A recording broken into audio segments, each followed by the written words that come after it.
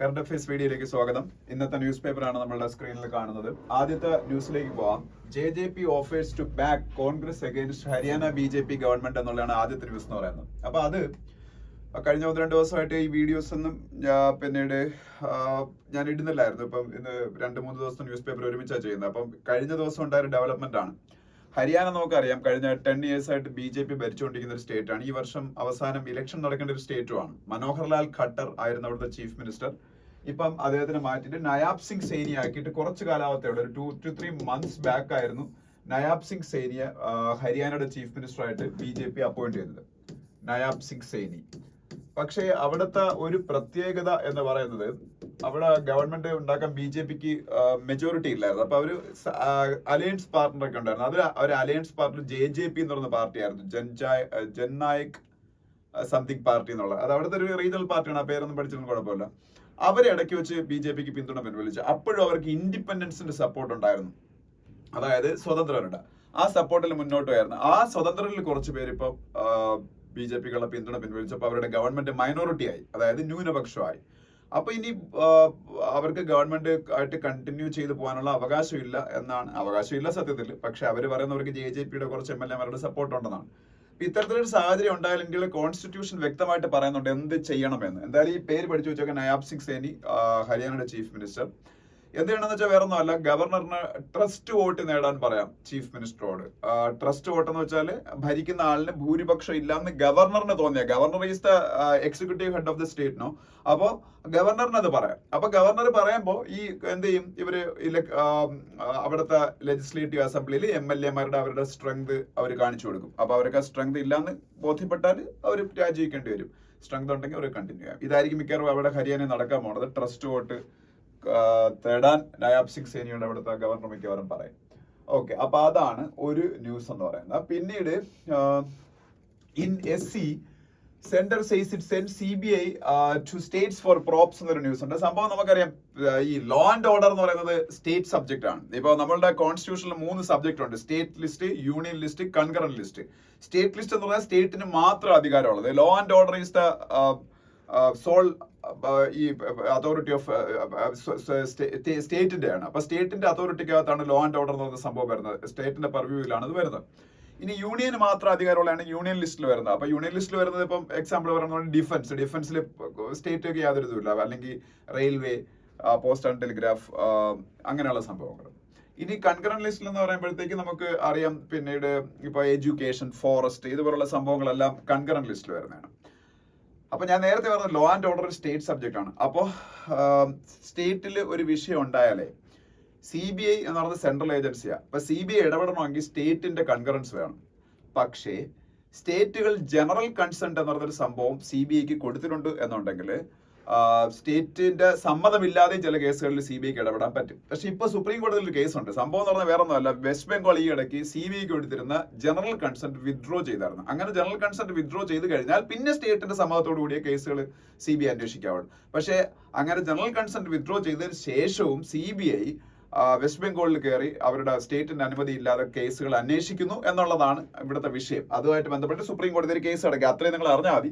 അപ്പൊ സ്വാഭാവികമായിട്ട് കേസ് അടക്കം സുപ്രീം കോടതിയിൽ. പിന്നീട് ഇപ്പൊ CBI ഒക്കെ ഹോം മിനിസ്റ്ററുടെ അണ്ടറില്ല. അപ്പൊ ഹോം മിനിസ്റ്റർ അമിത്ഷാ പോയി CJയോട് അല്ലെങ്കിൽ അവിടുത്തെ ജഡ്ജിമാരോട് പിന്നീട് അവരുടെ ആർഗ്യുമെന്റ് പറയുമോ? ഇല്ല. സ്വാഭാവികമായിട്ട് കേന്ദ്ര ഗവൺമെന്റിന് വക്കീലുമാർ ഒരുപാടുണ്ട്. പക്ഷെ അതിൽ ഏറ്റവും ഹയസ്റ്റ് വക്കീലിനെയാണ്, ഏറ്റവും ഹയസ്റ്റ് അഡ്വക്കേറ്റിനെയാണ് അറ്റോർണി ജനറൽ എന്ന് പറയുന്നത്. വെങ്കിട്ടരമണിയാണ് ഇപ്പോൾ വെങ്കിട്ടരമണി ആണ് ഇപ്പോഴത്തെ അറ്റോർണി ജനറൽ എന്ന് പറയുന്നത്. ഈ second highest law officer attorney ജനറലിന്റെ തൊട്ട് താഴെയുള്ള ഒരാളുണ്ട്, സോളിസിറ്റർ ജനറൽ ഓഫ് ഇന്ത്യ എന്ന് പറയും. ഇപ്പോഴത്തെ സോളിസിറ്റർ ജനറൽ എന്ന് പറയുന്നത് തുഷാർ മേത്തയാണ്. അദ്ദേഹമാണ് ഇന്നലെ ഈ കേസിൽ സെൻട്രൽ ഗവൺമെന്റിന് വേണ്ടി അപ്പിയർ ചെയ്ത്. അദ്ദേഹത്തിന്റെ പേരൊക്കെ ഇവിടെയുണ്ട്, തുഷാർ മേത്ത. അറിവിടാത്തവർ എഴുതി പോവുക. പിന്നെ ഇന്നലെ ഭയങ്കര വിവാദം ഉണ്ടാക്കിയ ഒരു മനുഷ്യനാണ് സാം പിട്രോഡ. കോൺഗ്രസിന്റെ ഓവർസീസ് കോൺഗ്രസിന്റെ ഹെഡ് ആയിരുന്നു സാം പിട്രോഡ എന്ന് പറഞ്ഞത്. ഈ സാം പിട്രോഡ ഇന്ത്യയിലെ ടെലികോം റവല്യൂഷന്റെ ഫാദർ എന്നും കൂടെ അറിയപ്പെടുന്ന ആളാണ്. ടെലികോം റവല്യൂഷന്റെ ഫാദർ എന്ന് അറിയപ്പെടുന്ന പ്രൈം മിനിസ്റ്റർ രാജീവ് ഗാന്ധിയാണ്. രാജീവ് ഗാന്ധിയുടെ വലങ്കൈ ആയിരുന്ന ടെക്നോക്രാറ്റാണ് സാം പിട്രോഡ. അദ്ദേഹത്തിനെയും ടെലികോം റവല്യൂഷന്റെ ഫാദർ എന്ന് അറിയപ്പെടാറുണ്ട്. പക്ഷേ പുള്ളി ഈ ഇടയ്ക്കായിട്ട് പറയുന്ന സെന്റൻസസ് അല്ലെങ്കിൽ അയാളുടെ പല സ്റ്റേറ്റ്മെന്റുകളും കോൺഗ്രസിനെ എംബാരസിംഗ് ആയിട്ടുള്ള സിറ്റുവേഷനിൽ കൊണ്ടെത്തിക്കാറുണ്ട്. ഇന്നലെ പുള്ളി പറഞ്ഞത് സൗത്ത് ഇന്ത്യക്കാരെ ആഫ്രിക്കക്കാരെ പോലെയാണെന്നാണ്. അതായത് നോർത്ത് ഇന്ത്യയിൽ പൊതുവെ ആൾക്കാർ എന്റെ കൂടെ തന്നെ അത് പറഞ്ഞിട്ടുണ്ട്. ഞാൻ നോർത്ത് ഇന്ത്യയിൽ കുറച്ചു കാലം സെൻട്രൽ ഗവൺമെന്റ് ജോബുമായിട്ട് ബന്ധപ്പെട്ടുണ്ടായിരുന്നു. അപ്പൊ എന്റെ ഫ്രണ്ട്സ് ആയിട്ടുള്ള എഡ്യൂക്കേറ്റഡ് ആയിട്ടുള്ള FCL തന്നെ വർക്ക് ചെയ്യുന്ന ഫുഡ് കോർപ്പറേഷൻ ഓഫ് ഇന്ത്യ തന്നെ വർക്ക് ചെയ്യുന്ന ആൾക്കാർ പലരും എൻ്റെ അടുത്ത് ഇതേ സെന്റൻസസ് പറഞ്ഞിട്ടുണ്ട്. അത് അവരുടെ ഒരു ആറ്റിറ്റ്യൂഡാണ് സൗത്ത് ഇന്ത്യക്കാരെ കുറിച്ച്, അല്ലെങ്കിൽ അവരുടെ ഒരു കോൺസെപ്റ്റ് അങ്ങനെയാണ്. അത് പിട്രോഡ എന്ന് പറയുന്ന ഒരു കോൺഗ്രസ് ലീഡർ അത് പറയരുതായിരുന്നു. അപ്പൊ എന്തായാലും അതിന്റെ പേരിൽ അയാൾക്ക് രാജിവെക്കേണ്ടി വന്നു. അതാണ് ന്യൂസ് എന്ന് പറയുന്നത്. ഓക്കെ, അപ്പൊ അത് ഞാൻ ജസ്റ്റ് പറഞ്ഞേ ഉള്ളൂ. പിന്നെ 5457 illegal migrants found in Kamjong, Biren എന്ന് പറയുന്ന ന്യൂസ് കാണാം. ബീരേൻ ആരാണ്? ബീരേൻ സിംഗ് നമുക്കൊക്കെ അറിയാം, മണിപ്പൂരിന്റെ ചീഫ് മിനിസ്റ്റർ ആണ് ബീരേൻ സിംഗ്. അപ്പൊ മണിപ്പൂരിൽ ഇല്ലീഗൽ ഇമിഗ്രൻസ് ഒരുപാട് പേരുണ്ട്, അത് സത്യമാണ്. കാരണം അതിന്റെ വേറൊന്നും അല്ല, അതിന്റെ റീസൺ എന്ന് പറയുന്നത് മ്യാൻമർ മണിപ്പൂരുമായിട്ട് വലിയ ബോർഡർ ഉള്ള ഒരു രാജ്യമാണ്. അപ്പൊ മ്യാൻമറിൽ ഇപ്പൊ ഭയങ്കര ഇന്റേണൽ കോൺഫ്ലിക്ട്സ് ഒക്കെ നടന്നുകൊണ്ടിരിക്കുകയാണ്. അപ്പൊ മ്യാൻമറിൽ നിന്ന് ഒരുപാട് ആൾക്കാർ ഇങ്ങോട്ട് മൈഗ്രേറ്റ് ചെയ്ത് വരുന്നുണ്ട്. അത് മണിപ്പൂരിൽ ലോ ആൻഡ് ഓർഡർ പ്രോബ്ലത്തിന് കാരണമാവുകയും ചെയ്യുന്നുണ്ട്. ഓക്കെ, അപ്പൊ അതുമായിട്ട് ബന്ധപ്പെട്ടൊരു ന്യൂസ് ആണ്. പിന്നെ നെക്സ്റ്റ് പേജ് പോകുമ്പോ ഇവിടെ നമുക്ക് അറിയേണ്ട ഒരു കാര്യമുണ്ട്, രണ്ട് കാര്യങ്ങളുണ്ട്. ഒന്നെന്ന് പറയുന്നത് blanket ban keeps out over 4 lakh under trials from exercising their franchise എന്നൊരു സംഭവമുണ്ട്. ഫ്രാഞ്ചൈസ് എന്ന് പറഞ്ഞാൽ നമ്മുടെ വോട്ടവകാശം. ഈ അണ്ടർ ട്രയൽസ് ആയിട്ട് പ്രിസൺസിൽ, ജയിലുകളിൽ കഴിയുന്ന ആൾക്കാർക്ക് വോട്ട് ചെയ്യാനുള്ള അവകാശം ഇന്ത്യയുടെ നിയമപ്രകാരം ഇല്ല. അതുകൊണ്ട് ഏതാണ്ട് 4 ലക്ഷത്തോളം ആൾക്കാര് ഇന്ത്യയിൽ അണ്ടർ ട്രയൽ പ്രിസണേഴ്സ് വോട്ട് രേഖപ്പെടുത്താൻ പറ്റാതിരിക്കുകയാണെന്നൊരു ന്യൂസാണ്. അപ്പൊ അവരെ വോട്ട് ചെയ്യാൻ അനുവദിക്കേണ്ടതിന്റെ ആവശ്യകതയെ കുറിച്ചുള്ള ഡിസ്കഷൻസ് ഒക്കെ ഇന്ത്യയിൽ നടക്കുന്നുണ്ട്, അതിനെ കുറിച്ചാണ്. അപ്പൊ അത് അറിഞ്ഞിരിക്കുക, അണ്ടർ ട്രയൽസ് ആയിട്ട് പ്രിസൺസിലുള്ള ആൾക്കാർക്ക് ഇന്ത്യയിൽ വോട്ട് ചെയ്യാൻ പറ്റില്ല. ഏതാണ്ട് 4 ലക്ഷത്തോളം ആൾക്കാർക്ക് അതുകൊണ്ട് വോട്ട് ചെയ്യാൻ ഇന്ത്യയിൽ പറ്റൂല. ഇനി അതുപോലെ മറ്റൊരു ന്യൂസ് താഴോട്ട് വരുമ്പോ HC upholds renaming of Aurangabad and Osmanabad cities എന്നൊരു ന്യൂസ് കാണാം. അപ്പോ ഇന്ത്യയില് ഇപ്പൊ മഹാരാഷ്ട്ര എന്ന് പറയുന്ന സ്റ്റേറ്റ് നമുക്ക് എല്ലാവർക്കും അറിയാവുന്ന സ്റ്റേറ്റ് ആണ്. മഹാരാഷ്ട്ര ഇന്ത്യയിലെ ഏറ്റവും ഇൻഡസ്ട്രിയലൈസ്ഡ് ആയിട്ടുള്ള സ്റ്റേറ്റ് ആണ്. ഇന്ത്യയിലെ ഏറ്റവും കൂടുതൽ GSDP ഉള്ള സ്റ്റേറ്റ് ആണ്. GSDP എന്ന് പറഞ്ഞാൽ സ്റ്റേറ്റുകൾക്കുള്ള, രാജ്യത്തിന് GDP ആണ്, ഗ്രോസ് ഡൊമസ്റ്റിക് പ്രോഡക്റ്റ് എന്ന് പറയും GDP. സ്റ്റേറ്റുകളെ സംബന്ധിച്ച് GSDP ആണ്, ഗ്രോസ് സ്റ്റേറ്റ് ഡൊമസ്റ്റിക് പ്രോഡക്റ്റ്. അപ്പൊ ഇന്ത്യയിൽ ഏറ്റവും കൂടുതൽ GSDP, gross state domestic product ഉള്ള സ്റ്റേറ്റ് ആണ് മഹാരാഷ്ട്ര എന്ന് പറയുന്നത്. ഈ മഹാരാഷ്ട്രയിൽ ഇപ്പൊ ഈ ഇടയ്ക്ക് 2 ടൗണുകളുടെ പേരുകൾ റീനെയിം ചെയ്തു. അതിന്റെ പേര് അവിടെ പ്രശ്നങ്ങളൊക്കെ ഉണ്ടായിരുന്നു. പക്ഷെ കോടതി ആ റീനെയിമിംഗ് അനുവദിച്ചേക്കാണ്. ആ റീനെയിം ചെയ്ത പ്രദേശങ്ങളിൽ, പ്രത്യേകിച്ച് അത് വലിയ ന്യൂസ് ആയതുകൊണ്ട് ചിലപ്പോൾ എക്സാമിനൊക്കെ ചോദിക്കാൻ അറിഞ്ഞിരിക്കണം. ഒന്ന്, ഔറംഗാബാദ് എന്ന് പറയുന്ന സ്ഥലത്തിന്റെ പുതിയ പേര് പഠിച്ചു വെച്ചേക്കുക. ഛത്രപതി സംഭാജി നഗർ എന്നാണ്. ഛത്രപതി ശിവാജി എന്നുള്ളത് പോലെ ഛത്രപതി സംഭാജി ഉണ്ടായിരുന്നു അവിടുത്തെ ഒരു പഴയ രാജാവാണ്.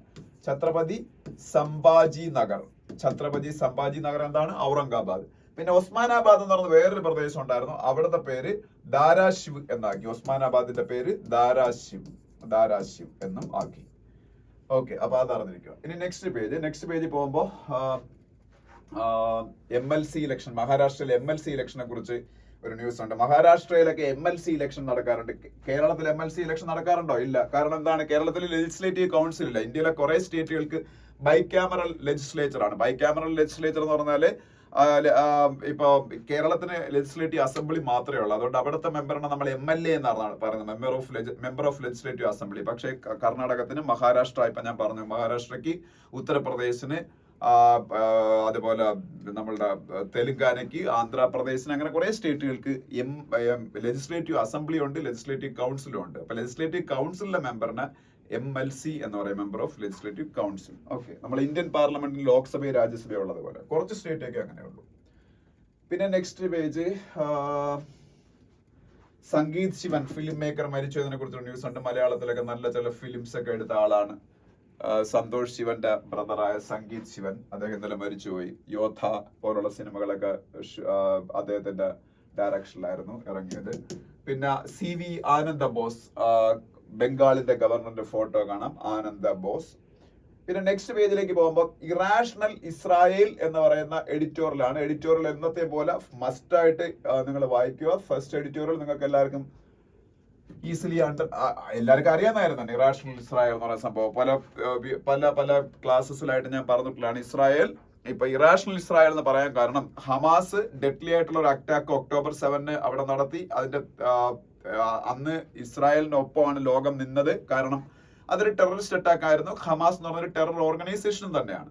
പക്ഷെ അതിനുശേഷം ഇസ്രായേൽ തിരിച്ച് അവരോട് ചെയ്തത്, അതായത് ഹമാസിനോട് ചെയ്തതല്ല, ഗാസയോട് ചെയ്തത്, ഹമാസ് ഇസ്രായേലിനോട് ചെയ്തതിൽ ഒട്ടും കുറയാത്ത രീതിയിലുള്ള ഇൻഹ്യൂമൻ ആയിട്ടുള്ള അറ്റാക്ക് ആയിരുന്നു. അതിൽ 34,000 പേര് മരിക്കുന്നു, ഏതാണ്ട് 80,000 പേര് പരിക്ക് പറ്റുന്നു, 90% ആൾക്കാർക്ക് വീട് നഷ്ടപ്പെടുന്നു, പട്ടിണി ഏതാണ്ട് 100% ആൾക്കാർക്കും. പക്ഷെ ഇപ്പോ ഈജിപ്തും ഖത്തറും നടത്തിയ മീഡിയേഷന്റെ ഫലമായിട്ട്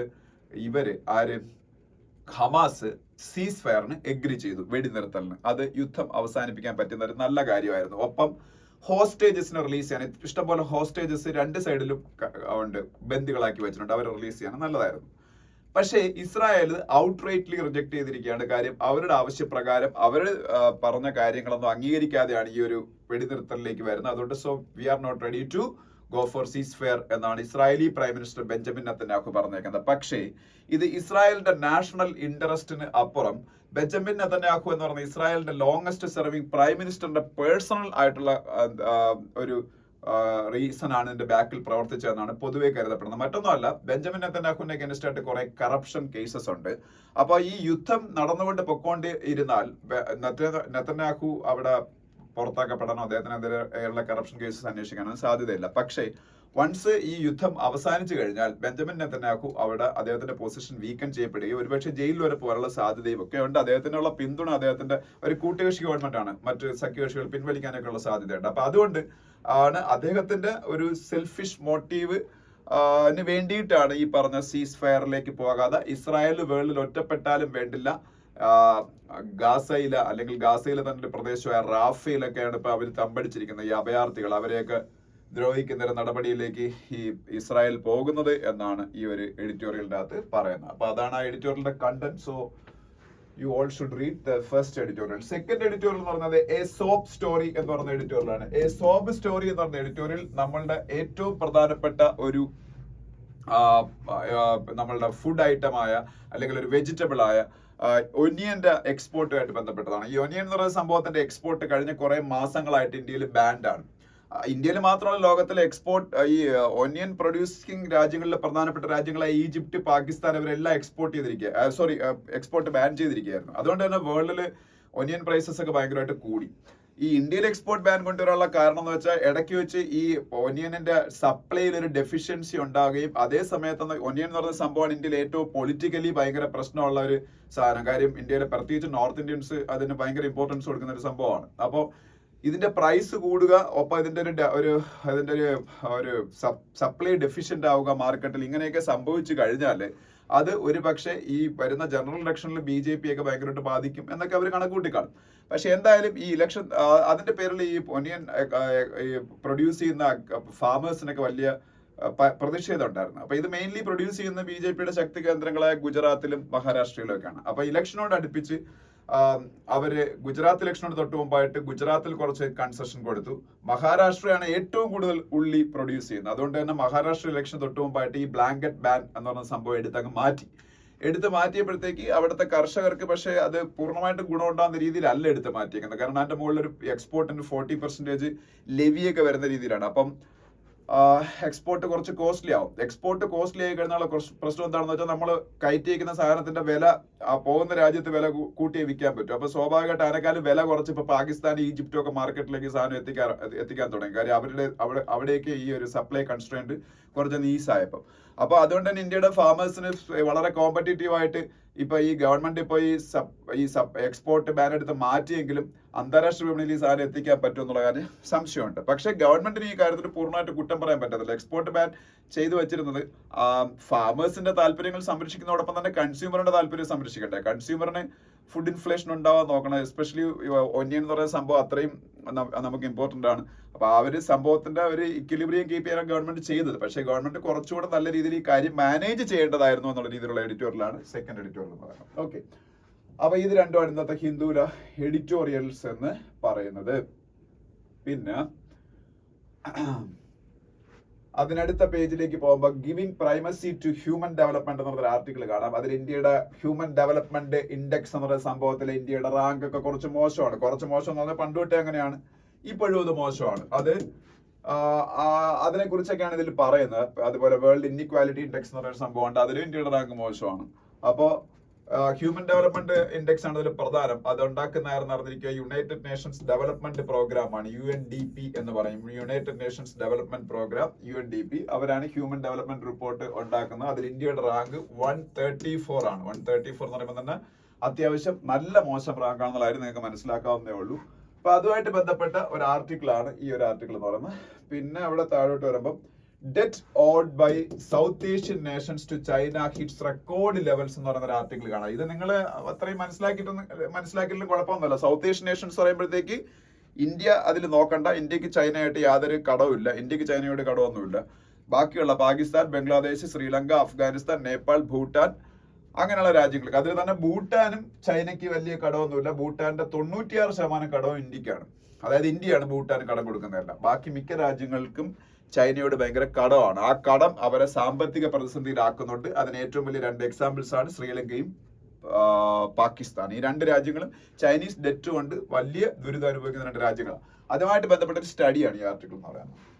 നെക്സ്റ്റ് പേജ് പോകുമ്പോൾ delay in Nagaland civic body polls. Nagaland എന്ന് പറയുന്ന സ്റ്റേറ്റ് ഇന്ത്യയുടെ കോൺസ്റ്റിറ്റ്യൂഷന്റെ 6th ഷെഡ്യൂളിലൊക്കെ ഇൻക്ലൂഡ് ചെയ്തേക്കുന്ന സ്പെഷ്യൽ പ്രൊട്ടക്ഷൻ ഒക്കെ ഉള്ള ഒരു ട്രൈബൽ സ്റ്റേറ്റ് ആണ് നാഗാലാൻഡ്. അപ്പൊ നാഗാലാൻഡിൽ ഇന്ത്യയിലെ എല്ലാ സ്റ്റേറ്റുകൾക്കും 33% റിസർവേഷൻ ഉണ്ട് വിമനിന് ലോക്കൽ ബോഡി പോൾസിൽ, പഞ്ചായത്ത് ഇലക്ഷനിൽ. അതുപോലെ ഇനി പാർലമെന്റ് ഇലക്ഷനിൽ 33% സംവരണം അടുത്ത ഇലക്ഷൻ തൊട്ട് വരും, 2029 ലോക്സഭ ഇലക്ഷൻ തൊട്ട്. പക്ഷേ ലെജിസ്ലേറ്റീവ് അസംബ്ലി ഇലക്ഷനിലും അത് വരും. പക്ഷേ പഞ്ചായത്ത് ഇലക്ഷൻസിൽ 33% റിസർവേഷൻ സ്ത്രീകൾക്ക് കൊടുക്കാൻ തുടങ്ങി വർഷങ്ങളായി. പക്ഷെ നാഗാലാൻഡിൽ അവർ ഇത്രയും കാലം അത് അംഗീകരിക്കാൻ അവർ റെഡി അല്ലായിരുന്നു. ഏതാണ്ട് 20 വർഷമായിട്ട്. അതുകൊണ്ട് തന്നെ നാഗാലാൻഡിൽ ഈ സിവിക് പോൾസ് നടക്കുന്നില്ലായിരുന്നു. പക്ഷെ ഇപ്പോ അവർ നാഗാലാൻഡിലെ പഞ്ചായത്ത് ഇലക്ഷനിൽ 33% റിസർവേഷൻ സ്ത്രീകൾക്ക് കൊടുക്കാൻ തീരുമാനിക്കുകയും അങ്ങനെ അവിടുത്തെ സിവിക് പോൾസ്, അതായത് പഞ്ചായത്ത് പോൾസ് നടക്കാൻ പോവുകയും ചെയ്യാണ്. അതിനെക്കുറിച്ചാണ്. അപ്പൊ അറിഞ്ഞിരിക്കുക, ഇന്ത്യയിൽ 33% റിസർവേഷൻ ലോക്കൽ ബോഡി ഇലക്ഷൻസിൽ സ്ത്രീകൾക്ക് ഇല്ലാതിരുന്ന ഒരേ ഒരു സ്റ്റേറ്റ് ഏതാണെന്ന് ആരെങ്കിലും ചോദിച്ചാൽ, ഏതെങ്കിലും എക്സാമിന് ചോദിച്ചാൽ നാഗാലാൻഡ് ആണ്. നാഗാലാൻഡ് പക്ഷെ ഇനി അത് കൊടുക്കാൻ പോവുകയാണ്. ഇപ്പൊ പുതുതായിട്ട് കൊടുത്ത നാഗാലാൻഡ്, അവരും കൂടെ ഉള്ളായിരുന്നു കൊടുക്കാൻ. പിന്നെ നാഗാലാൻഡിന്റെ ചീഫ് മിനിസ്റ്ററിന്റെ പേര് അറിഞ്ഞിരിക്കുക, നെഫ്യൂ റിയോ എന്നാണ് നാഗാലാൻഡിന്റെ ചീഫ് മിനിസ്റ്ററിന്റെ പേര്. അതൊക്കെയാണ് ആ പേജിലുള്ളത്. പിന്നെ താഴോട്ട് വരുമ്പോൾ LPG പ്രൈസസുമായിട്ട് ബന്ധപ്പെട്ട ഒരു ആർട്ടിക്കിൾ കാണാം. LPG liquefied petroleum gas government of ഇന്ത്യയുടെ ഒരു സ്കീം വഴി ഇന്ത്യയിലെ ഏതാണ്ട് 10 കോടിയോളം ഫാമിലീസിന് അത് കൊടുത്തിട്ടുണ്ട്. PMUY എന്നുള്ള സ്കീം വഴി പ്രധാനമന്ത്രി ഉജ്ജ്വല യോജന. പ്രധാനമന്ത്രി ഉജ്ജ്വല യോജനയിൽ സംഭവിക്കുന്നത് BPL ഫാമിലീസിന് free of cost LPG connection കൊടുക്കും. BPL ഫാമിലീസിന് free of cost LPG connection കൊടുക്കും. LPG കണക്ഷൻ കൊടുത്തോണ്ട് കാര്യമില്ലല്ലോ, സിലിണ്ടർ വാങ്ങാൻ പറ്റണ്ടേ അവർക്ക്. BPL ഫാമിലീസിന് ഫ്രീ ഓഫ് കോസ്റ്റ് സിലിണ്ടർ ഒന്നും കൊടുക്കുന്നില്ല. അപ്പം ഈ സിലിണ്ടർ അവർക്ക് വാങ്ങി യൂസ് ചെയ്യാൻ പറ്റണം. അതിന് ഗവൺമെന്റ് ചെയ്യുന്ന ഇത്രയാണ്. ഇപ്പൊ നമുക്ക് ഒരു LPG സിലിണ്ടറിന്റെ വില 800 രൂപയാണ്. പ്ലസ് ട്രാൻസ്പോർട്ടേഷൻ കോസ്റ്റ് ഒക്കെ വരും, 800 കൂട്ട്. അതിലൊരു 300 ഡിസ്കൗണ്ട് ഈ PMUY കസ്റ്റമേഴ്സിന് കൊടുക്കുന്നുണ്ട്. അപ്പൊ അവർക്ക് ഇഫക്റ്റീവ്ലി സിലിണ്ടർ 500 റുപ്പീസിന് കിട്ടും. പക്ഷെ സ്റ്റിൽ ഇത് മറ്റ് പല രാജ്യങ്ങളെക്കാളും കൂടുതലാണ് ഈ LPGയുടെ വില ഇന്ത്യയിൽ. ഈ പറഞ്ഞ BPLകാർക്ക് കിട്ടുന്ന PMUY ഉപഭോക്താക്കൾക്ക് കിട്ടുന്ന 500 രൂപ പോലും കൂടുതലാണ് മറ്റു പല രാജ്യങ്ങളുമായിട്ട് കമ്പയർ ചെയ്യുമ്പോൾ. അതുമായിട്ട് ബന്ധപ്പെട്ടാണ് ഇനി നിങ്ങൾ പഠിക്കേണ്ട വേറൊരു കാര്യം. നമ്മൾ ഇന്ത്യയിൽ ഡയറക്റ്റ് ബെനിഫിറ്റ് ട്രാൻസ്ഫർ ആണ് മെയിൻലി ഉള്ളത്. ഡയറക്റ്റ് ബെനിഫിറ്റ് ട്രാൻസ്ഫർ എന്ന് പറയുമ്പോഴത്തേക്ക് ആധാർ എനേബിൾഡ് ആയിട്ടുള്ള അക്കൗണ്ടുകളിലേക്ക് സബ്സിഡി കൊടുക്കുകയുള്ളൂ. എന്ത് സബ്സിഡി ആണെങ്കിലും.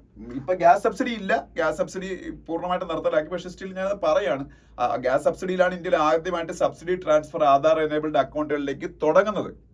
ഇപ്പൊ ഫെർട്ടിലൈസർ സബ്സിഡി, എല്ലാ സബ്സിഡിയും നമ്മളുടെ അക്കൗണ്ടിലേക്കാണ് വരുന്നത്, ആധാർ എനേബിൾഡ് അക്കൗണ്ടിലേക്ക്. അതിനാണ് ഡയറക്റ്റ് ബെനിഫിറ്റ് ട്രാൻസ്ഫർ എന്ന് പറയുന്നത്. ഇപ്പൊ ഇന്ത്യയിൽ ആദ്യമായിട്ട് LPG സബ്സിഡിയാണ് ഡയറക്റ്റ് ബെനിഫിറ്റ് ട്രാൻസ്ഫർ ആയിട്ട് തുടങ്ങുന്നത്. LPG സബ്സിഡി ഇന്ന് LPG സബ്സിഡി ഇല്ല, ഉള്ള സമയത്തുള്ള കാര്യം പറഞ്ഞു. ആ സ്കീമിന്റെ പേര് പഹൽ എന്നായിരുന്നു. പഹൽ, PAHL എന്നോ PAHAL എന്നോ ആണ് ഇവിടെ ഉണ്ടത്. അപ്പോ PAHAL എന്നാണെന്ന് തോന്നുന്നു. അപ്പൊ അതാണ് അതെന്തായിരുന്നു പറഞ്ഞാൽ LPG സബ്സിഡി ഇന്ത്യയിലെ ഈ ഉപഭോക്താക്കളുടെ അക്കൗണ്ടിലേക്ക് ഡയറക്ട്ലി ട്രാൻസ്ഫർ ചെയ്യുന്ന സ്കീം PAHAL. അതിപ്പോ ഇല്ല, സ്റ്റോപ്പായി. പിന്നെ അതൊക്കെയാണ് ആ പേജിൽ. പിന്നെ അതിനടുത്ത പേജിൽ പോകുമ്പോൾ എയർ ഇന്ത്യ എക്സ്പ്രസുമായിട്ട് ബന്ധപ്പെട്ട കുറച്ച് വിഷയങ്ങളുണ്ട്. അത് ഞാൻ പറയുന്നില്ല, അതൊന്നും പറഞ്ഞുകൊണ്ടിരിക്കാനുള്ള സമയമില്ലെന്നല്ല, അതിന്റെ ആവശ്യമില്ല നമുക്ക്. ഇന്ത്യ ഇവിടെ നമുക്ക് പഠിക്കേണ്ട ഒരു കാര്യം, ഇന്ത്യയിൽ ഭയങ്കരമായിട്ട് ഫോറസ്റ്റ് ഫയർ ഉണ്ടായ സ്റ്റേറ്റ് ഏതാണെന്ന് പഠിച്ചു വെച്ചേക്കണം. ഇന്ത്യയിൽ ഏറ്റവും കൂടുതൽ ഫോറസ്റ്റ് ഫയർ ഈ റീസെന്റ് ആയിട്ട് ഉണ്ടായ സ്റ്റേറ്റ് ഉത്തരാഖണ്ഡ് ആണ്. Still that forest fire is raging on. അത് തീർത്തും ഇല്ലാതായിട്ടില്ല. ഫോറസ്റ്റ് ഫയർ, കാട്ടുതീ, ഉത്തരാഖണ്ഡിലാണ്, ഉത്തരാഖണ്ഡ്. ഓക്കെ, പിന്നെ നിങ്ങൾ പഠിക്കേണ്ടത് India is now 3rd largest producer of solar power. Solar power ഉൽപ്പാദിപ്പിക്കുന്നതിൽ ജപ്പാൻ ആയിരുന്നു 3rd ലാർജസ്റ്റ് എന്ന് പറയുന്നത്. But India overtook Japan and became the 3rd largest solar power producer in the world. So, who are in the first and second position? The first country in terms of solar power generation is China. ചൈനയുടെ അടുത്തൊന്നും second country പോലും ഇല്ല. ചൈനയുടെ അത്രയും മുന്നിലാണ് China. Second United States of America, third ആണ് India. അത് പഠിച്ചു വെച്ചേക്കണം. സോളാർ പവർ പ്രൊഡക്ഷൻ ഇന്ത്യ ഇപ്പം 3rd പൊസിഷനിലാണ്. ഇനി നെക്സ്റ്റ് പേജിൽ പോകുമ്പോൾ പൊളിറ്റിക്സ് ആണ് നമുക്ക് വേണ്ട. അതിനടുത്ത പേജിൽ പോകുമ്പോൾ അവിടെയും പൊളിറ്റിക്സ് ആണ്. ഈ 2 പേജ് നമുക്ക് ആവശ്യമില്ല. അതിനടുത്ത പേജിൽ പോകുമ്പോൾ നമ്മളുടെ ഫുഡ് പ്ലേറ്റിന്റെ കോസ്റ്റുമായിട്ടൊക്കെ ബന്ധപ്പെട്ട ഒരു സ്റ്റഡിയാണ്. അത് നമുക്ക് ആവശ്യമില്ല ആ ഒരു രീതിയിലുള്ള കാര്യങ്ങൾ. ക്രിസിലാണ് ആ സ്റ്റഡി നടത്തിയത്. ക്രിസിൽ ആര് നടന്നിരിക്കണം? ഇന്ത്യയിലെ ഏറ്റവും ഫേമസ് ആയിട്ടുള്ള ക്രെഡിറ്റ് റേറ്റിംഗ് ഏജൻസിയാണ് ക്രിസിൽ. ക്രിസിലിന്റെ expansion credit rating and information service of India limited എന്നാണ്. Credit rating and information service of India limited. CRISIL is a domestic credit rating agency. Okay, അറിഞ്ഞിരിക്കുക. പിന്നെ ഇവിടെ വേറൊരാളുടെ ഫോട്ടോ കാണാം, അനന്ത നാഗേശ്വരൻ. അനന്ത നാഗേശ്വരൻ ആയിരുന്നു നിങ്ങൾക്ക് അറിയായിരിക്കും, അത് ഞാൻ പഠിപ്പിച്ചിട്ടുള്ളതാണ്. CEA ഓഫ് ഇന്ത്യ ആണ്. CEA means chief economic advisor. ഇന്ത്യയുടെ ചീഫ് എക്കണോമിക് അഡ്വൈസർ ആണ് അനന്ത നാഗേശ്വരൻ. പിന്നെ ഇന്ത്യയിലെ ഏറ്റവും വലിയ മോട്ടോർ സൈക്കിൾ മാനുഫാക്ചറിംഗ് കമ്പനിയുടെ ന്യൂസ് ഉണ്ട്. ഹീറോ ആണ് ഇന്ത്യയിലെ ഏറ്റവും വലിയ മോട്ടോർ സൈക്കിൾ മാനുഫാക്ചറിംഗ് കമ്പനി. ഇന്ത്യയിലെ ഏറ്റവും വലിയ എഞ്ചിനീയറിംഗ് കൺസ്ട്രക്ഷൻ കമ്പനിയുടെ ന്യൂസ് കൂടിയുണ്ട്. L&T ആണ് ഇന്ത്യയിലെ ഏറ്റവും വലിയ എഞ്ചിനീയറിംഗ് കൺസ്ട്രക്ഷൻ കമ്പനി. അതൊക്കെയാണ് അവിടെ പറയാനുള്ളത്. പിന്നെ നെക്സ്റ്റ് പേജിൽ പോകുമ്പോൾ വേൾഡ് പേജ് ആണ്. വേൾഡ് പേജിൽ ആഫ്രിക്കൻ യൂണിയനുമായിട്ട് ബന്ധപ്പെട്ട ഒരു ന്യൂസ് ഉണ്ട്. യൂറോപ്യൻ യൂണിയൻ എന്നൊക്കെ പറയുന്ന പോലെയാണ് ആഫ്രിക്കൻ യൂണിയൻ. യൂറോപ്യൻ യൂണിയൻ എന്ന് പറഞ്ഞാൽ യൂറോപ്പിലെ 27 രാജ്യങ്ങളുടെ കൂട്ടായ്മയാണ് യൂറോപ്യൻ യൂണിയൻ. മിക്കവാറും അത് 28 ആവും. സെർബിയയെ മിക്കവാറും ഉടനെ യൂറോപ്യൻ യൂണിയനിൽ എടുക്കാൻ സാധ്യതയുണ്ട്. പിന്നെ ഇപ്പൊ 27 ആണ്. 28 ഉണ്ടായിരുന്നു, ബ്രിട്ടൻ അതിൽ പോയി. ബ്രെക്സിറ്റ് എന്ന് പറയുന്ന പരിപാടി വഴിയോ അങ്ങനെയാണ് ഇത് 27 കുറഞ്ഞത്. ഇനി ആഫ്രിക്കൻ യൂണിയൻ എന്ന് പറഞ്ഞാൽ ആഫ്രിക്കയിലെ 55 രാജ്യങ്ങളുടെ കൂട്ടായ്മയാണ്. African union. യൂറോപ്യൻ യൂണിയന്റെ ഹെഡ്ക്വാർട്ടേഴ്സ് ബ്രസൽസ്, ബെൽജിയത്തിന്റെ ക്യാപിറ്റൽ ബ്രസൽസ് എന്ന് പറയുന്ന പോലെ എനിക്ക് തോന്നുന്നത്, അതൊന്ന് ചെക്ക് ചെയ്തോളണം. ആഫ്രിക്കൻ യൂണിയന്റെ പൊളിറ്റിക്കൽ ഹെഡ്ക്വാർട്ടേഴ്സ് എന്ന് പറയുന്നത് ആഡിസ് അബാബയാണ്. ആഡിസ് അബാബ എന്ന് പറയുന്നത് എത്യോപ്യയുടെ ക്യാപിറ്റലാണ്. ആഡിസ് അബാബ ഒന്ന് ചെക്ക് ചെയ്തോളണം. ഇത് ആഡിസ് അബാബ ആണോ എന്നുള്ള കാര്യം ആഫ്രിക്കൻ യൂണിയന്റെ. പക്ഷെ എത്യോപ്യയുടെ ക്യാപിറ്റലാണ് ആഡിസ് അബാബ, അതിൽ സംശയമൊന്നുമില്ല. പിന്നെ താഴോട്ട് വരുമ്പോ China and EU candidate Serbia sign an agreement to build a shared future എന്ന് പറഞ്ഞ സംഭവം. അത് ചൈനയുടെ പ്രസിഡന്റ് സി ജിൻപിങ് ഇപ്പോ പിന്നീട് സെർബിയ വിസിറ്റ് ചെയ്തു. അതിനെ കുറിച്ചാണ്. സെർബിയയുടെ ക്യാപിറ്റൽ ബെൽഗ്രേഡ് ആണ്. സെർബിയ എന്ന് പറയുമ്പോൾ നമുക്ക് ഓർമ്മ വരുന്നത് നൊവാക് ഡോക്കോവിച്ചിനാണ്. വേൾഡിലെ നമ്പർ 1 ടെന്നീസ് പ്ലെയർ ആണ് നൊവാക് ഡോക്കോവിച്ച്. He's from Serbia. സെർബിയയുടെ ക്യാപിറ്റൽ ബെൽഗ്രേഡ് ആണ്. സെർബിയയുടെ പ്രസിഡന്റ് ആണോ പ്രൈം മിനിസ്റ്റർ ആണോ അതോ ഒരു സെക്കൻഡ്. സെർബിയയുടെ പ്രസിഡന്റ് ആണ് Alexander Vucic. VUCIC.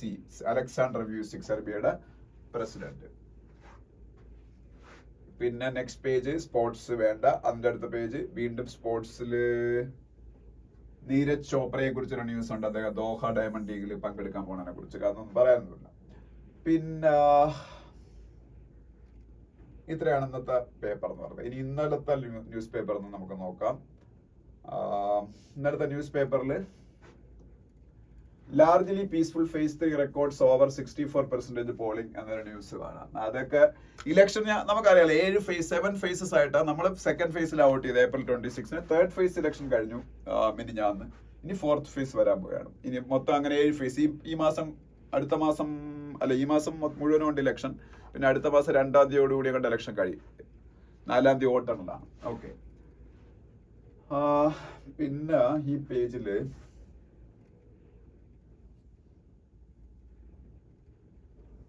Israeli forces sends tanks to Rafah seize border crossing എന്നൊരു ന്യൂസ് ഉണ്ട്. അത് ഞാൻ പറഞ്ഞില്ലേ, അതിനെ കുറിച്ചാണ് ഇന്നത്തെ ഹിന്ദു എഡിറ്റോറിയൽ ഞാൻ ഡിസ്കസ് ചെയ്തത്. ബെഞ്ചമിൻ നെതന്യാഹു ഈജിപ്തും ഖത്തറും ചേർന്നുണ്ടാക്കിയ സീസ് ഫയർ അഗ്രിമെന്റ് മറ്റേ ഹമാസ് അത് അക്സെപ്റ്റ് ചെയ്തെങ്കിലും ഇസ്രായേൽ അത് അക്സെപ്റ്റ് ചെയ്യാൻ റെഡിയല്ല. അവര് ഈ അഭയാർത്ഥികളായിട്ടുള്ള ഈ ഗാസ നിവാസികളെല്ലാം കൂടെ ഒത്തുകൂടിയിരിക്കുന്ന അവരെ ഒരുമിച്ച് താമസിക്കുന്ന പ്രദേശമായ റാഫ അറ്റാക്ക് ചെയ്യാനുള്ള ഒരു ഒരുക്കത്തിലാണ് ഇസ്രായേൽ. ഇനി നെക്സ്റ്റ് പേജിലേക്ക് പോകുമ്പോൾ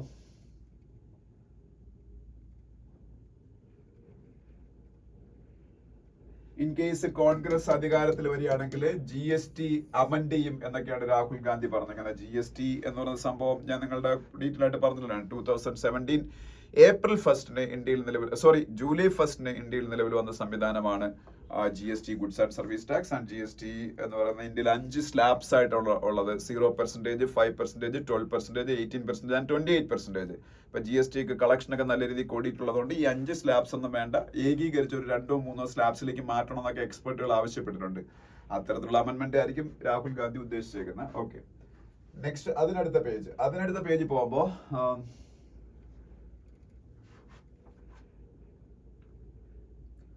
ഈ പേജിൽ പ്രത്യേകിച്ച് ഒന്നും പറയാനില്ല. അതിനടുത്ത പേജ് പോകുമ്പോൾ സെർച്ചിങ് ഫോർ എ വേവ് എന്ന് പറഞ്ഞ എഡിറ്റോറിയലാണ്. ഇന്നലത്തെ എഡിറ്റോറിയൽസ് നിങ്ങൾ വായിച്ചു നോക്കണം, അതുകൊണ്ട് ഞാൻ ഇതൊന്ന് പറയാം. സെർച്ചിങ് ഫോർ എ വേവ് എന്ന് പറഞ്ഞ എഡിറ്റോറിയലൊക്കെ വളരെ വളരെ സിമ്പിൾ ആണ്, ഒന്നും പറയാനൊന്നുമില്ല. ജസ്റ്റ് ഒന്ന് അറിഞ്ഞിരുന്നാൽ മതി. വേവ് എന്ന് പറയുന്നത് തരംഗം. ഒരു ഇലക്ഷനിൽ എപ്പോഴും പാർട്ടികൾ അന്വേഷിക്കുന്ന ഒരു തരംഗം, ഇൻ ഫേവർ ഓഫ് ദം ഒരു തരംഗമായിരിക്കണം.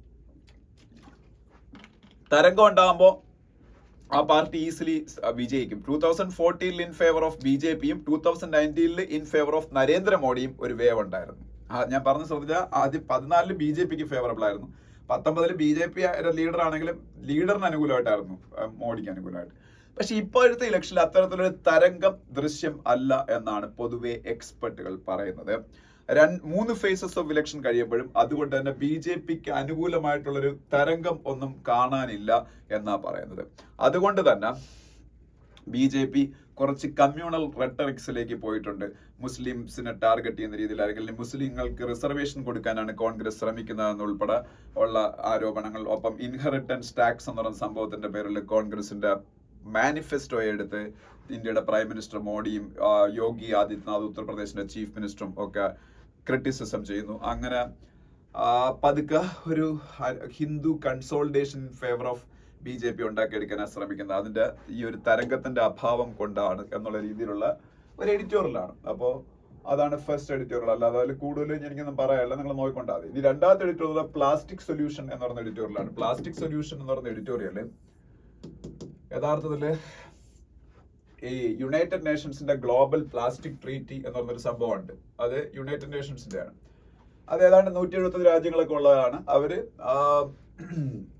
ഈ പ്ലാസ്റ്റിക് വേൾഡിൽ നിന്ന് എലിമിനേറ്റ് ചെയ്യാനായിട്ട് ഒരു ഗ്ലോബൽ ട്രീറ്റി 2024 ഉണ്ടാക്കണം എന്നൊക്കെയാണ് ആഗ്രഹം. പക്ഷെ 2024 ആണിത്. പക്ഷെ ഇതൊരിക്കലും അതിൽ ഒരു വിജയത്തിലേക്ക് എത്താനൊന്നും അവർക്ക് കഴിഞ്ഞിട്ടില്ല. അതുകൊണ്ട് നവംബറിൽ അവർ വീണ്ടും മീറ്റിംഗ് ഒക്കെ വെച്ചേക്കും. ഇപ്പൊ ഒരു മീറ്റിംഗ് നടത്തിയിട്ടൊന്നും അതിലൊന്നും ആയില്ല.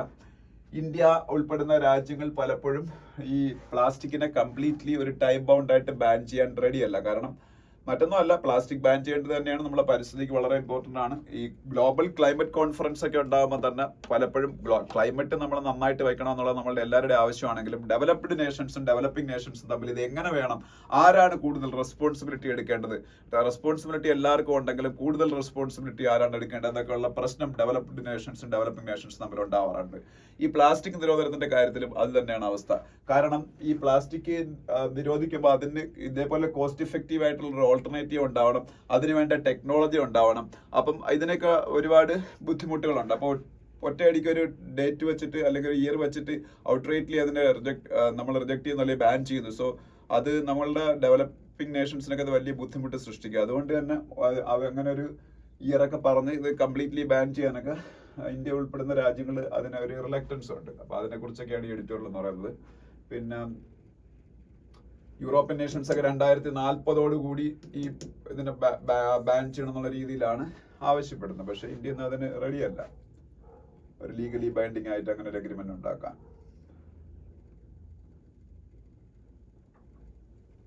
അപ്പൊ അതൊക്കെയാണ് ഈ പറയുന്നത്. India already single use plastic എന്ന് പറയുന്ന സംഗതിയൊക്കെ ഇടയ്ക്ക് വെച്ച് ബാൻ ചെയ്തെങ്കിലും അതിൽ തന്നെ ചില എക്സെപ്ഷൻസ് ഒക്കെ കൊടുത്താൽ നമ്മൾ അത് തന്നെ ബാൻ ചെയ്തേക്കുന്നത്. കംപ്ലീറ്റ്ലി നമ്മൾ സിംഗിൾ യൂസ് പ്ലാസ്റ്റിക്കിനെ ബാൻ ചെയ്തിട്ടില്ല. അപ്പം അതുമായിട്ടൊക്കെ ബന്ധപ്പെട്ട് ഇന്ത്യയുടെ കാര്യവും മറ്റ് ഡെവലപ്പിംഗ് നേഷൻസ് എടുത്ത സ്റ്റാൻഡും ഡെവലപ്ഡ് നേഷൻസ് എടുത്ത സ്റ്റാൻഡും ഒക്കെ പറഞ്ഞത് മെയിൻലി പ്ലാസ്റ്റിക് ബാനുമായിട്ട് ബന്ധപ്പെട്ട ഒരു ആർട്ടിക്കിളാണ്. ഓക്കെ, പിന്നീട്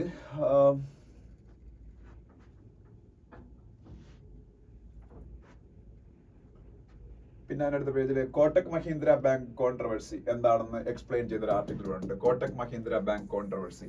കോട്ടക് മഹീന്ദ്ര ബാങ്ക് കോൺട്രവേഴ്സി നമുക്കറിയാം. ഞാനത് കഴിഞ്ഞ ക്ലാസ്സുകളിൽ നിങ്ങളോട് പറഞ്ഞിട്ടുള്ളതാണ് വീഡിയോയിൽ. Kotak Mahindra bank is the 4th largest private sector bank in India and it was founded by Uday Kotak. Uday Kotak ആണ് അത് സ്റ്റാർട്ട് ചെയ്തത്. കോട്ടക് മഹീന്ദ്ര ബാങ്കിനും HDFC, ICICI, ആക്സിസ് ഈ 3 ബാങ്കുകൾ കഴിഞ്ഞാലാണ് 4ാമത്തെയാണ് കോട്ടക് മഹീന്ദ്ര ബാങ്ക്. കോട്ടക് മഹീന്ദ്ര ബാങ്ക് ഇപ്പൊ വേറെ വലിയ പ്രശ്നങ്ങളൊന്നും ഉണ്ടായിട്ടില്ല. അവരുടെ IT സിസ്റ്റംസിലൊക്കെ കുറച്ച് deficiencies reserve bank of India കഴിഞ്ഞ 2 വർഷമായിട്ട് റിസർച്ച് ചെയ്ത് കണ്ടുപിടിച്ചതുകൊണ്ട് തൽക്കാലത്തേക്ക് RBI പറയുന്നത് വരെ ഈ ഡെഫിഷ്യൻസീസ് ഒക്കെ തീർത്തുന്ന RBIക്ക് ബോധ്യപ്പെടുന്നത് വരെ അവര് ഓൺലൈൻ ബാങ്കിങ്ങിലേക്കോ മൊബൈൽ ബാങ്കിങ്ങിലേക്കോ പുതിയ കസ്റ്റമേഴ്സിനെ ആഡ് ചെയ്യാനോ, അത് ഓഫ്ലൈൻ മോഡിൽ ചെയ്യുന്നതിന് കുഴപ്പമൊന്നുമില്ല, ഓൺലൈൻ ബാങ്കിങ്ങിലേക്കോ മൊബൈൽ ബാങ്കിങ്ങിലേക്കോ പുതിയ കസ്റ്റമേഴ്സിനെ ആഡ് ചെയ്യാനോ അല്ലെങ്കിൽ ക്രെഡിറ്റ് കാർഡുകൾ പുതുതായിട്ട് ഇഷ്യൂ ചെയ്യാനോ പാടില്ല എന്നുള്ളതാണ് പറഞ്ഞേക്കണം. അത് അവർക്ക് കുറച്ച് ബുദ്ധിമുട്ടുണ്ടാക്കും. അതുമായിട്ട് ബന്ധപ്പെട്ടൊരു ന്യൂസാണ്.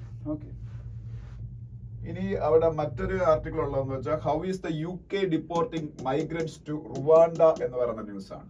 റുവാണ്ട എന്ന് പറയുന്ന ഒരു ആഫ്രിക്കൻ കൺട്രി ഉണ്ട്. റുവാണ്ടയുടെ ക്യാപിറ്റൽ ആണ് കിഗാലി. അപ്പം ഈ UKയില് റുവാണ്ടയുടെ ക്യാപിറ്റൽ കിഗാലിയും ഉഗാണ്ടയുടെ ക്യാപിറ്റൽ കമ്പാലയാണ്. ഇത് രണ്ട് രാജ്യങ്ങളാണ്. ഉഗാണ്ടയുടെ ക്യാപിറ്റലാണ് കമ്പാല, റുവാണ്ടയുടെ കിഗാലി. ഈ റുവാണ്ടയുടെ പ്രസിഡന്റ് പോൾ കഗാമയാണ്. പോൾ കഗാമെ റുവാണ്ടയുടെ പ്രസിഡന്റ്. ഇവര് ഇപ്പൊ ഈ ബ്രിട്ടനുമായിട്ടൊരു എഗ്രിമെന്റ് ഉണ്ടാക്കി. ബ്രിട്ടനിൽ വരുന്ന ഇല്ലീഗൽ ആയിട്ടുള്ള ഇമിഗ്രൻസ്, ഇപ്പൊ ഇന്ത്യക്കാർ ഉൾപ്പെടെ ഇല്ലീഗലി ബ്രിട്ടനിൽ അഭയം പ്രാപിക്കാൻ ശ്രമിക്കാറുണ്ട്. കാര്യം എന്ന് വെച്ചാൽ അവിടെ കുറച്ചുകൂടെ നല്ല രാജ്യമുണ്ട്, ബംഗ്ലാദേശികളൊക്കെ ഇന്ത്യയിൽ വരുന്ന പോലെ, അപ്പൊ ബെറ്റർ പ്രോസ്പെക്ട്സിന് വേണ്ടിയിട്ട്. പക്ഷെ അവരെ ഒന്ന് അക്സെപ്റ്റ് ചെയ്യാൻ ബ്രിട്ടൻ റെഡിയല്ല. അവരെന്ത് ചെയ്യുന്ന വെച്ചാൽ ഇപ്പൊ റുവാണ്ടയായിട്ട് എഗ്രിമെന്റ് ഉണ്ടാക്കിയിട്ട് റുവാണ്ടയിലേക്ക് ഇവരെ സെൻഡ് ചെയ്യാൻ പോയി. അപ്പൊ റുവാണ്ടക്കാർക്ക് കാശ് കിട്ടും. റുവാണ്ട എന്ന് പറഞ്ഞ രാജ്യത്തിന് ആരെയെന്ന് UK അപ്പൊ ഇതാണ്. അപ്പൊ അറിഞ്ഞിരിക്കുക, UK ഇല്ലീഗലി ഇമിഗ്രേറ്റ് ചെയ്യുന്ന ഇമിഗ്രന്റ് ആയിട്ട് പോകുന്ന ആൾക്കാരെ പിന്നീട് അവര് ഡീപ്പോർട്ട് ചെയ്യുന്നത് എങ്ങോട്ടേക്കാണെന്ന് വെച്ചാൽ റുവാണ്ടയിലേക്കാണ്. Okay, is an African country. പിന്നെ ചൈനയുടെ പുതിയ അംബാസഡർ ടു ഇന്ത്യ ഇവിടെ എഴുതിയിട്ടുണ്ട്. സു ഫെയ് ഹോങ്, ചൈനയുടെ പുതിയ അംബാസഡർ ടു ഇന്ത്യ. പിന്നെ അവിടെ വേറെ ന്യൂസ് അവിടെ പറയാനില്ല. Next page full political news ആണ്. അതിനടുത്ത പേജിലേക്ക് പോകുമ്പോ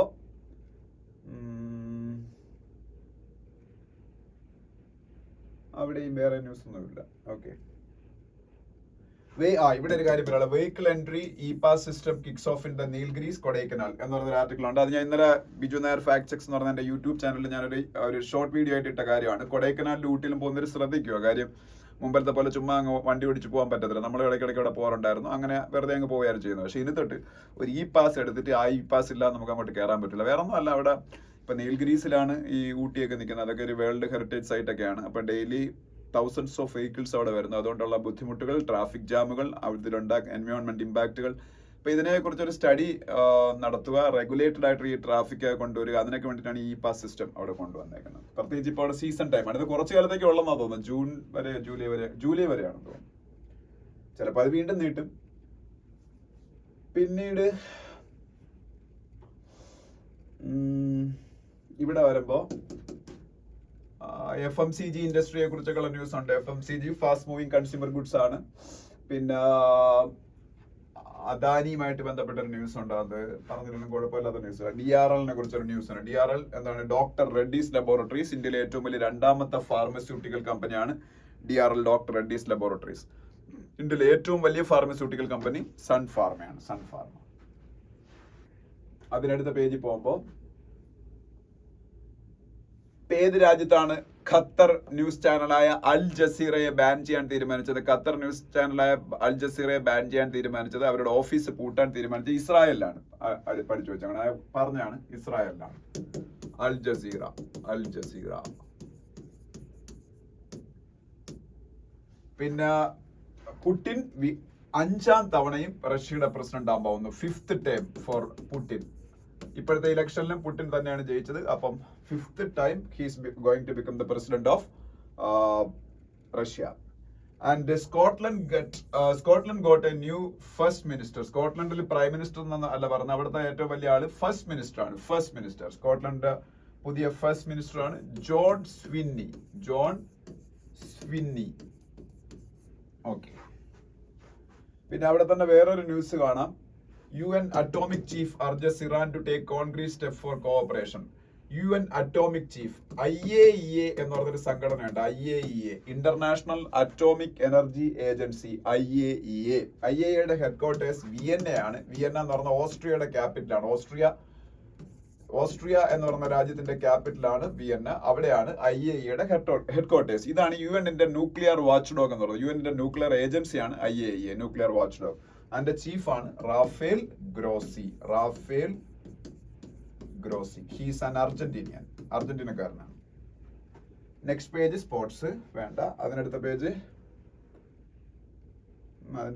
സ്പോർട്സിൽ നമുക്ക് ഇതിലൊരു കാര്യം, വേൾഡ് സ്നൂക്കർ ടൈറ്റിൽ. വേൾഡ് സ്നൂക്കറും ബില്ലിയാർഡ്സും നമുക്ക് അറിയാവുന്ന 2 ഗെയിമുകളാണ്. ടേബിളിനകത്ത് ഇങ്ങനെ ബോൾസ് ഇട്ടിട്ട് അതിനകത്ത് ഇങ്ങനെ ഒരു സ്റ്റിക്ക് വെച്ച് കുത്തി കളിക്കുന്ന നിങ്ങൾ കണ്ടിട്ടുണ്ടായിരിക്കും. അതിൽ 2 ടൈപ്പ് ഓഫ് ഗെയിമുണ്ട്, ഒന്ന് സ്നൂക്കർ, ഒന്ന് ബില്ലിയാർഡ്സ്. സ്നൂക്കറിലെ വേൾഡ് ചാമ്പ്യനായിട്ട് കൈറൻ വിൽസൺ മാറി. കൈറൻ വിൽസൺ, KYREN. ഇത്രയാണ് അതിലുള്ളത്. അപ്പൊ ഇത്രയായപ്പോഴത്തേക്കും നമ്മളുടെ 2 ദിവസത്തെ ന്യൂസ് പേപ്പർ കഴിഞ്ഞു. ഇനി ഒരു ന്യൂസ് പേപ്പറോട് നമുക്ക് ഡിസ്കസ് ചെയ്യാനുണ്ട്. അപ്പോ അത് ഒന്ന് പെട്ടെന്ന് നമുക്ക് അതും കൂടെ അങ്ങ് ഡിസ്കസ് ചെയ്യാം. Okay.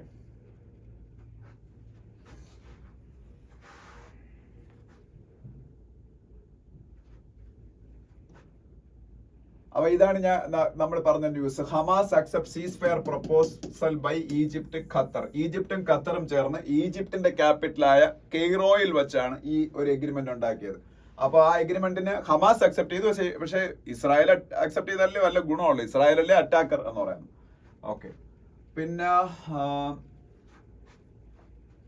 Delhi Lieutenant Governor recommends NIA probe against Kejriwal over alleged funding from SFJ.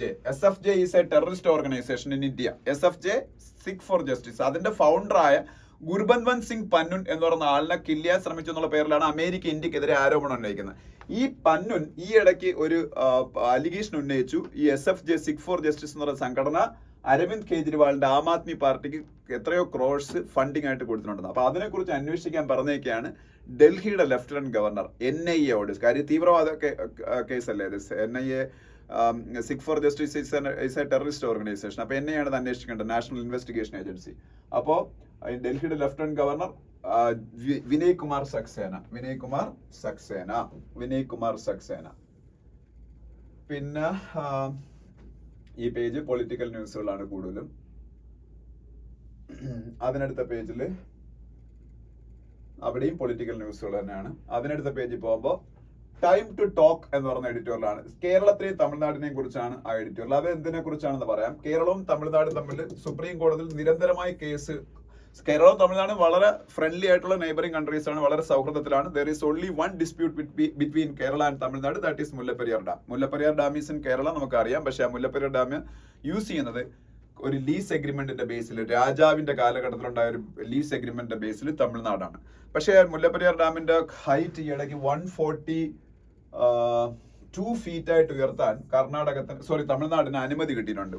Mullaperiyar ഡാമിന്റെ ഹൈറ്റ് അല്ല, മുല്ലപ്പെരിയാർ ഡാമിലെ വെള്ളം ശേഖരിക്കുന്നതിന്റെ ഹൈറ്റ് 142 ഫീറ്റ് വരെ ശേഖരിക്കാന്ന് ഒരു പെർമിഷൻ അവർക്ക് സുപ്രീം കോടതി കിട്ടിയിട്ടുണ്ട്. പക്ഷെ ഇന്ന് വരെയും അത് നടപ്പാക്കാൻ കേരളം അവരെ അനുവദിച്ചിട്ടില്ല.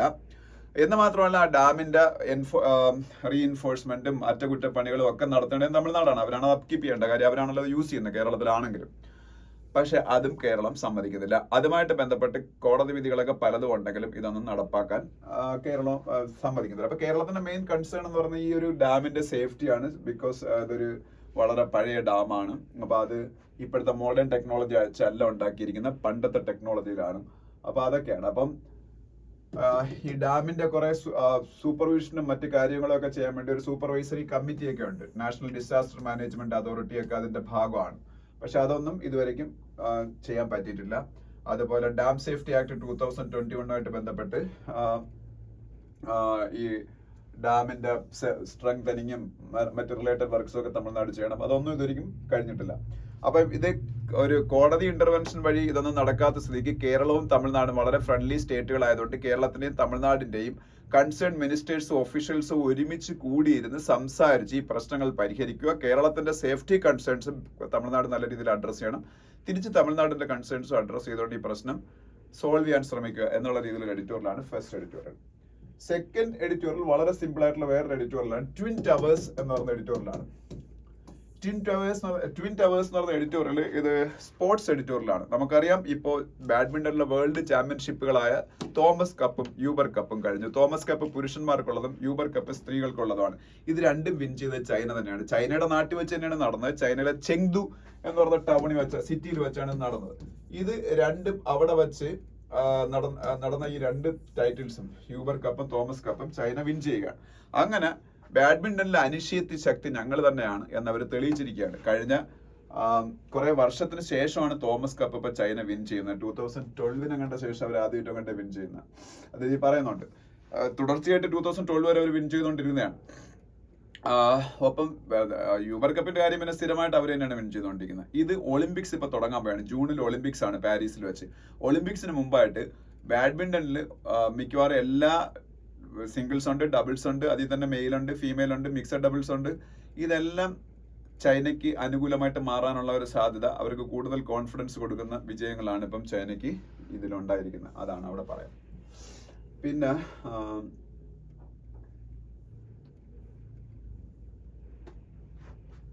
അതിനടുത്ത പേജിലേക്ക് പോകുമ്പോൾ പ്രസ് ഫ്രീഡം ഇൻഡെക്സിൽ ഇന്ത്യയുടെ റാങ്ക് താഴ്ന്നതിനെ കുറിച്ചാണ്. പ്രസ് ഫ്രീഡം ഇൻഡെക്സ് ഇന്ത്യയിലെ മാധ്യമ സ്വാതന്ത്ര്യമായിട്ട് ബന്ധപ്പെട്ട ഒരു ഇൻഡെക്സ് ആണ്. ഇന്ത്യയിലെ ലോകത്തിലെ മാധ്യമ സ്വാതന്ത്ര്യ ഇൻഡെക്സ് ആണ് വേൾഡ് പ്രസ് ഫ്രീഡം ഇൻഡെക്സ്. അത് ഇവരാണ് ഉണ്ടാക്കുന്നത്. റിപ്പോർട്ടേഴ്സ് വിത്തൗട്ട് ബോർഡേഴ്സ് എന്ന് പറയുന്നത്. റിപ്പോർട്ടേഴ്സ് വിത്തൗട്ട് ബോർഡേഴ്സ് എന്ന് പറയുന്ന സംഘടനയാണ് ഇത് ഉണ്ടാക്കുന്നത്. World press freedom index. അതിൽ ഇന്ത്യയുടെ റാങ്ക് 159 ആണ്, 159. അപ്പൊ പ്രസ് ഫ്രീഡം അല്ലെങ്കിൽ മാധ്യമ സ്വാതന്ത്ര്യം വളരെ കുറഞ്ഞ രാജ്യങ്ങളുടെ കൂട്ടത്തിലാണ് ഇന്ത്യയെ അവർ പെടുത്തിയേക്കുന്നത്. പിന്നെ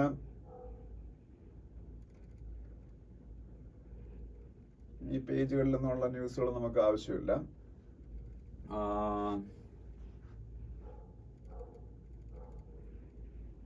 ഇതെല്ലാം നമുക്ക് വിടാം.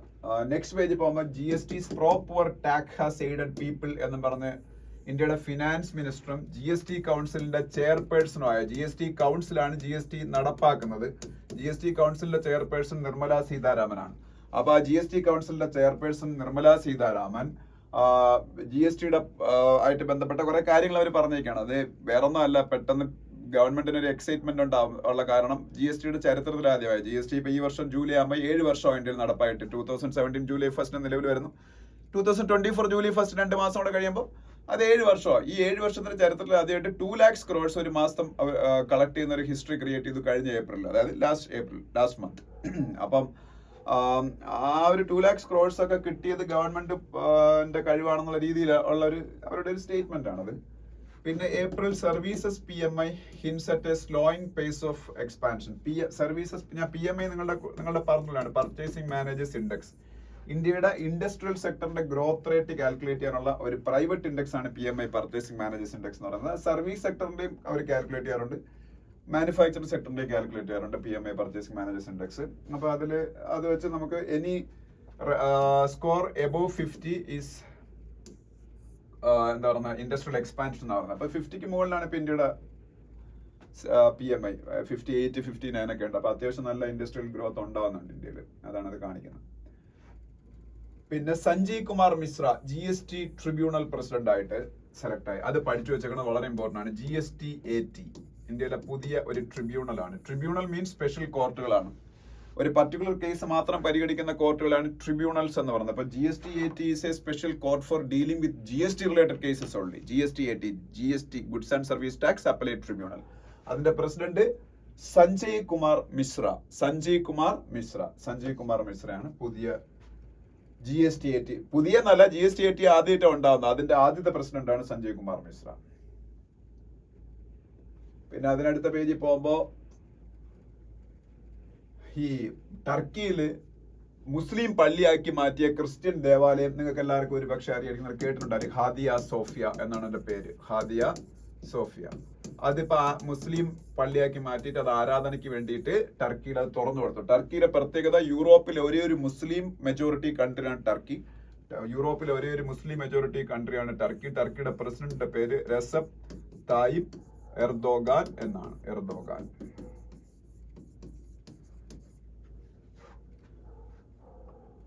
പിന്നെ ഫിലിപ്പൈൻസിന്റെ പ്രസിഡന്റിന്റെ പേര് ഇവിടെയുണ്ട്. ഫിലിപ്പൈൻസിന്റെ പ്രസിഡന്റ് ആണ് ഫെർഡിനാൻഡ് മാർക്കോസ്. ഫിലിപ്പൈൻസിന്റെ പ്രത്യേകത ഏഷ്യയിലെ ഒരേ ഒരു ക്രിസ്ത്യൻ മെജോറിറ്റി കൺട്രി. യൂറോപ്പിലെ ഒരേ ഒരു മുസ്ലിം മെജോറിറ്റി കൺട്രി ടർക്കി എന്ന് പറയുന്ന പോലെ ഏഷ്യയിലെ ഒരേ ഒരു ക്രിസ്ത്യൻ മെജോറിറ്റി കൺട്രി ആണ് ഫിലിപ്പൈൻസ്. പിന്നെ Putin orders nuclear drills as NATO mulls troop deployment എന്ന് പറയുന്ന ന്യൂസ് ഉണ്ട്. പുടിൻ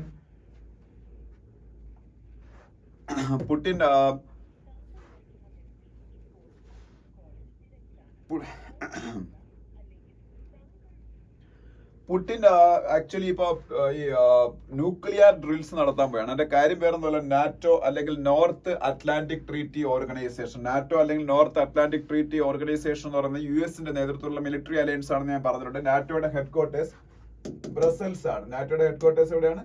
ബ്രസൽസ് ആണ്. ബെൽജിയത്തിന്റെ ക്യാപിറ്റലായ ബ്രസൽസ് ആണ് നാറ്റോയുടെ ഹെഡ്ക്വാർട്ടേഴ്സ് എന്ന് പറയുന്നത്. ബെൽജിയത്തിന്റെ ക്യാപിറ്റലായ ബ്രസൽസ് ആണ് നാറ്റോയുടെ ഹെഡ്ക്വാർട്ടേഴ്സ് എന്ന് പറയുന്നത്. അപ്പൊ ആ നാറ്റോ ഇപ്പോ ഇവിടെ പിന്നീട് ഈ റഷ്യയുടെ ബാക്ക്യാർഡില് മെയിൻലി ഇപ്പൊ റഷ്യ യുക്രൈൻ തമ്മിലുള്ള യുദ്ധം നടന്നുകൊണ്ടിരിക്കുകയാണെന്ന് നിങ്ങൾക്ക് അറിയാം. റഷ്യയുടെ ബാക്ക്യാർഡില് ഇപ്പൊ നാറ്റോയുടെ ഫോഴ്സസിനെ കൊണ്ടുവന്ന് ഡിപ്ലോയ് ചെയ്യാൻ പോയാണ്. അപ്പൊ സ്വാഭാവികമായിട്ടും റഷ്യ പറഞ്ഞേക്കുന്ന ഏതെങ്കിലും രീതിയിലുള്ള നാറ്റോയുടെ ഇൻവോൾവ്മെന്റ് യുക്രൈൻ റഷ്യ വാറിൽ ഉണ്ടായാൽ തിരിച്ച് ഞങ്ങൾ യുക്രൈനെതിരെ ന്യൂക്ലിയർ ആയുധങ്ങൾ പ്രയോഗിക്കുന്നതാണ്. അപ്പം റഷ്യയുടെ കയ്യിലാണ് ലോകത്ത് ഏറ്റവും കൂടുതൽ ന്യൂക്ലിയർ ആയുധങ്ങളുള്ളത്. അത് കഴിഞ്ഞുള്ള അമേരിക്കയുടെ കയ്യിലൊക്കെ. അപ്പൊ അതുകൊണ്ട് റഷ്യ ഇപ്പം അവിടെ ട്രൂപ്പ് ഡിപ്ലോയ്മെന്റ് നടത്താൻ പോവുകയാണ്. അപ്പൊ അതാണ് എന്തിനു വേണ്ടിയിട്ടാണ് ഈ പറഞ്ഞ ന്യൂക്ലിയർ വാർ ഡ്രിൽസ് നടത്താൻ വേണ്ടി. അപ്പൊ സ്പോർട്സ് പേജിൽ പ്രത്യേകിച്ച് ഒന്നും പറയാനില്ല. അപ്പോ ഇത്രയാണ് ഇന്നത്തെ അല്ല കഴിഞ്ഞ 2 ദിവസത്തെ ഹിന്ദു ന്യൂസ് പേപ്പറിന്റെ ഡിസ്കഷൻ എന്ന് പറയുന്നത്. ഓക്കെ, അപ്പൊ എല്ലാവരും വീഡിയോ കാണുക.